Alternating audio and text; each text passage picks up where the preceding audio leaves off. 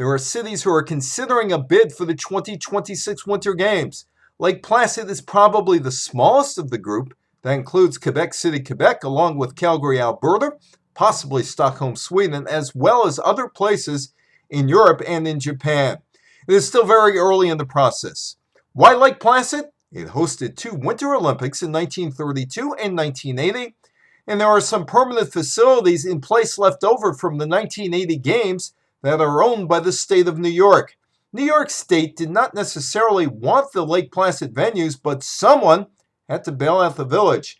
The New York State legislature agreed to pay off the debt in exchange for ownership of the ski jumps, the Olympic Fieldhouse, and the speed skating rink with a new agency, the Olympic Regional Development Authority, managing all of the Olympic sites.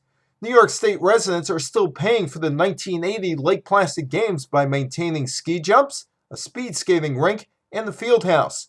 The 1980 Lake Placid Committee thought the games would cost $11 million, but the price tag was $132 million. The 2026 Lake Placid plan has one very strange element to it.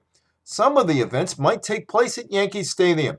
There are those who claim that the 1980 Olympics was an overall positive experience for Lake Placid despite the cost. The Lake Placid Olympics is where the USA chant started and where the U.S. hockey team beat the Soviets and is filled with myth and folklore. But it ended up being a financial disaster, which is the real Olympics legacy. I'm Evan Weiner with the Politics of Sports Business.